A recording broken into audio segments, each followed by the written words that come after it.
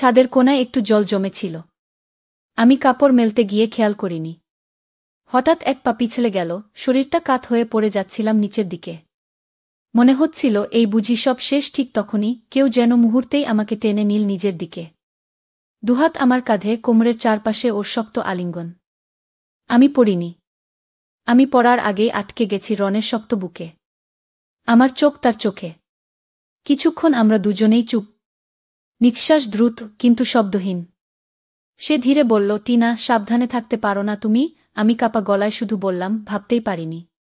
তুমি না থাকলে হয়তো। রন হালকা হেসে বলল, তোমাকে পড়তে দেব না কখনো, জানো তো? আমার ভেতরে অদ্ভুত এক প্রশান্তি। ওর স্পর্শে, ওর চোখে এক অচেনা নিরাপত্তা যেন মিলে গেল। আমি আর কিছু বলিনি। শুধু ওর বুকে মাথা রেখে চোখ বন্ধ করলাম কয়েক মুহূর্তের জন্য। তো বন্ধুরা, আমি টিনা। বছর 3 হলো আমার বিয়ে হয়েছে। শ্বশুর বাড়ি শান্ত, তবে নিঃসঙ্গতা আমার নিত্যসঙ্গী। স্বামী অর্ণব কাজে ব্যস্ত, প্রায় বাইরে। একা সময়গুলো কাটে রান্নাঘর, বারান্দা আর পুরনো গান শুনে শুনে। তখনই ভাগ্নে রন আসলো কলকাতায় পড়তে। আমার বড় ননদের ছেলে। ছোটবেলা থেকে খুবই ঘনিষ্ঠ, কিন্তু এখন ও অনেক বড় হয়েছে, সুপুরুষ, ভীষণ ভদ্র আর সম্মান দেখায় প্রতিটি কথায়।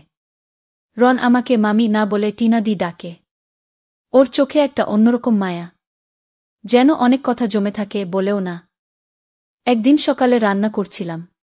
পেছন থেকে এসে হঠাৎ বলে উঠল, টিনা দি, তোমার হাতের চা না খেলে মনটাই খারাপ থাকে সারাদিন। আমি হেসে ওর দিকে তাকালাম। কিন্তু সেই হাসির পেছনে কি যেন কেঁপে উঠল মনে। চায়ের কাপ বাড়িয়ে দিতে গিয়ে খেয়াল করলাম, ওর চোখ ঠিক আমার চোখে। ধরা পড়ে গেল যেন কিছু। আমার গলা শুকিয়ে এলো। কথাটা গিলেই নিলাম। ও কিছু বলল না। শুধু বলল, আজ বিকেলে একটু বারান্দায় বসবে আমার সঙ্গে? কিছু কথা বলবো। পুরনো দিনের কথাগুলো আমি মাথা নাড়লাম। কিন্তু মনে মনে বুঝলাম, এই গল্প শুধু পুরনো দিনের কথায় থামবে না। বিকেলটা ছিল একেবারে নীরব।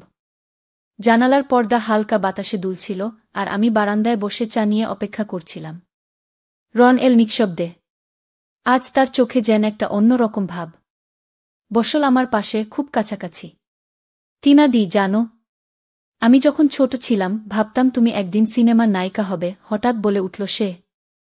আমি হেসে বললাম, সিনেমা নয় রে, রান্নাঘরের নায়িকা হয়েছি এখন। রন হালকা হেসে চায়ে চুমুক দিল, কিন্তু চাহনিটা ছিল গম্ভীর।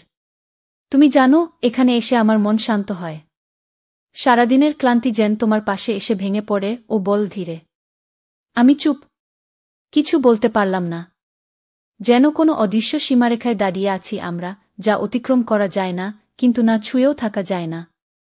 হঠাৎ রন আমার হাতের দিকে তাকিয়ে বলল, তোমার হাতে এখনো সেই লাল চুড়িগুলো পরো। ছোটবেলায় তুমি পড়তে, মনে আছে? আমি একবার ওর দিকে তাকালাম। সেই চাহনিতে না ছিল দুষ্টুমি, না কৌতুক। ছিল শুধু অনুভব। একেবারে নরম, নীরব অনুভব। আমাদের মাঝখানে তখন শব্দ নয়, শুধু নিঃশ্বাস। আর সেই নিঃশ্বাসেই জমছিল এক গভীর, নিষিদ্ধ অথচ নির্ভরতার সম্পর্ক। আমি শুধু বললাম, আচ্ছা রন, আজ আকাশটা দেখেছ? এত শান্ত কেন জানো? রন কিছু বলল না, শুধু আমার দিকে তাকিয়েই থাকল। আর আমি বুঝে গেলাম, আকাশে যেমন মেঘ জমে, তেমনি আমাদের মনেও জমছে কিছু, যা বলা হয় না, শুধু অনুভব করা যায়। সন্ধ্যা গড়িয়ে রাত্রি নামছে ধীরে ধীরে। বাড়ির সকলে যার যার ঘরে। নিস্তব্ধতা যেন চারপাশে চাদরের মতো। আমি তখন রান্নাঘর গুছিয়ে বারান্দায় এলাম, রন তখনও বসেছিল একই জায়গা। আমি বললাম, এতক্ষণ একা বসে আছো কেন? রন ধীরে মাথা ঘুরিয়ে বলল, তোমার সঙ্গ ছাড়া কিছুই ভালো লাগে না আজকাল। তার কণ্ঠে এমন এক নরম সুর ছিল, যা আমার বুকের গভীরে গিয়ে লাগল। আমি কিছু বললাম না। শুধু পাশে বসলাম।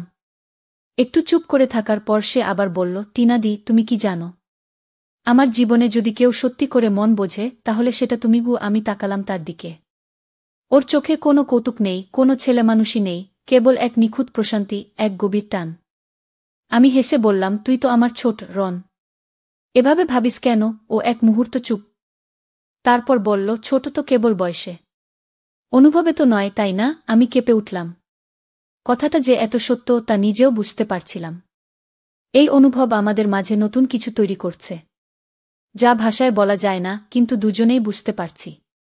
আমার হাতটা ধরা ছিল রনর হাতের কাছে, খুব কাছেই। কিন্তু এখনো ছোঁয়নি কেউ কাউকে।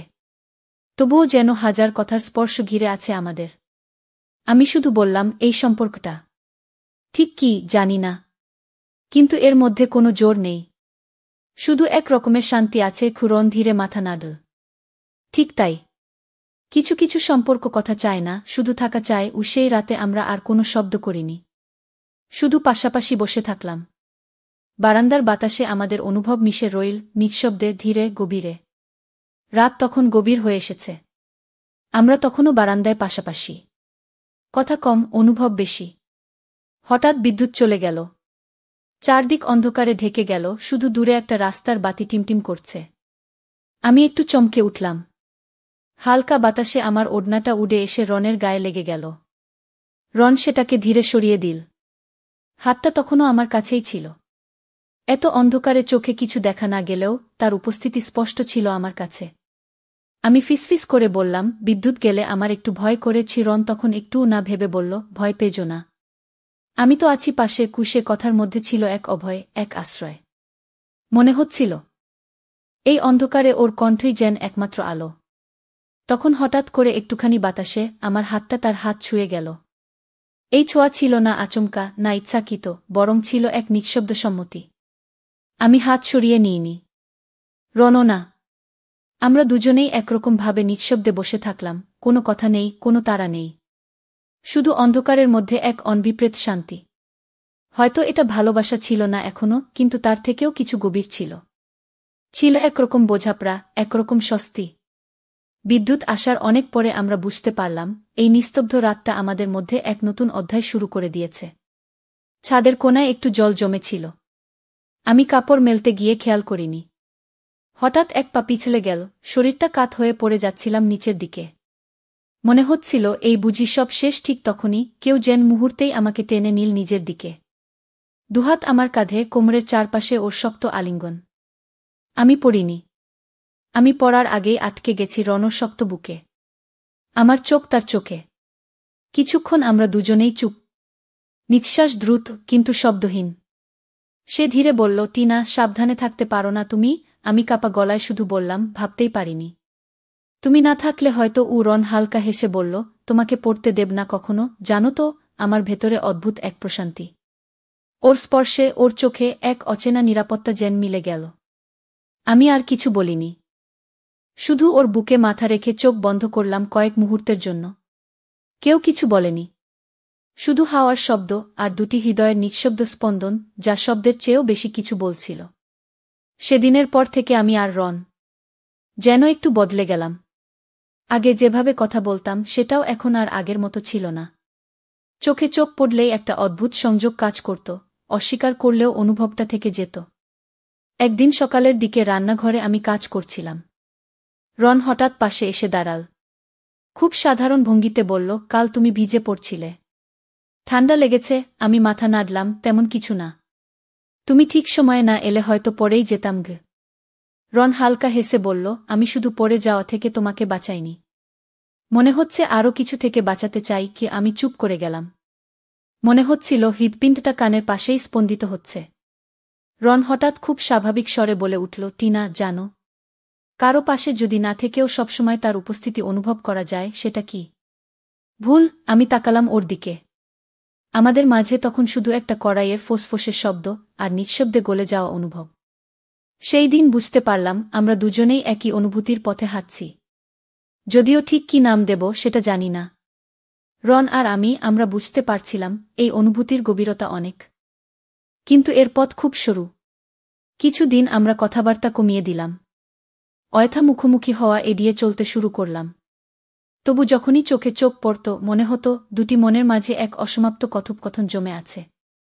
একদিন বিকেলে আমি একা বসেছিলাম বারান্দায়। রন আস্তে এসে পাশে বসল। বলল, টিনা, আমরা যা অনুভব করছি তা হয়তো ভুল না, কিন্তু আমাদের অবস্থান ভুল হলে তা সঠিক অনুভূতিকেও প্রশ্নবিদ্ধ করে তোলে। আমি মাথা নাড়লাম। হ্যাঁ, সত্যিকারের ভালোবাসা মানেই সব পাওয়া নয়, অনেক সময় ছেড়ে দেওয়াটাও ভালোবাসা। সেই দিন আমরা দুজনেই চুপচাপ বসে রইলাম, না কোনো অভিযোগ, না কোনো প্রতিশ্রুতি, শুধু ছিল পরস্পরের প্রতি সম্মান আর এক অদৃশ্য অনুভব। তো বন্ধুরা, ভিডিওটি ভালো লাগলে কমেন্টে জানাবেন। এই রকম ভালোবাসার গল্প শুনতে চাইলে চ্যানেলটা সাবস্ক্রাইব করুন এবং পাশে থাকুন আর আপনার বেল আইকনটা বাজিয়ে রাখুন যাতে নতুন ভিডিও আপলোড করা মাত্র আপনারা দেখতে পারেন।